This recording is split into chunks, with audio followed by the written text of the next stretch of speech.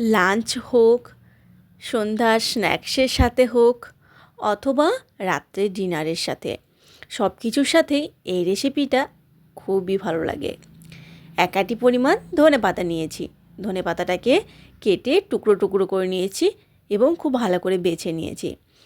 এবার ধুয়ে পরিষ্কার করে নিয়ে একটা মিক্সার জারের মধ্যে এটাকে পেস্ট করব। দাঁড়াও, তার আগে আরও কয়েকটা জিনিস লাগবে। নিয়েছি ঝালের জন্য কাঁচা লঙ্কা, আর একটু টকটক হবে তাই একটা লেবু।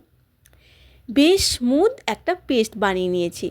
এখানে চাইলে ধনেপাতা, টমেটো, রসুন একসাথে বানানো যায়, তো আমি একটু শর্টকাটে দেখিয়েছি। নিয়েছি পরিমাণ মতন চিনি। আমি এখানে 2 রকম লবণই ব্যবহার করব। সাদা লবণও নিয়েছি আর একটু বিট লবণও দিয়ে দিচ্ছি। বিট লবণ দেওয়ার জন্য স্বাদটা কিন্তু খুবই ভালো আসে। আর একটু সর্ষের তেল, ব্যাস। ও, লেবুর রসটা কিন্তু অবশ্যই দিও।